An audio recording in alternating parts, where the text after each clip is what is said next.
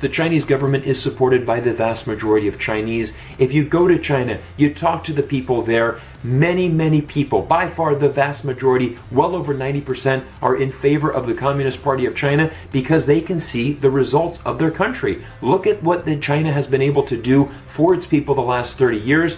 Chinese are optimistic about the future because they can look at these direct results of the past 30 years.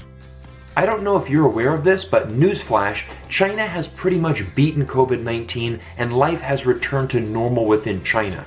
We can see by this graph right here that the GDP of major world economies have been sliced by the pandemic. Many leading countries around the world are in double-digit loss, except for one, and that is China, that from the period of April to June 2020 actually grew by 3.2%. To give you some further context, let's look at some recent images from Chongqing during the National Day holiday. Now, Chongqing is a city in western China of over 30 million people, and these images were taken on October 1st, which is the National Day in China.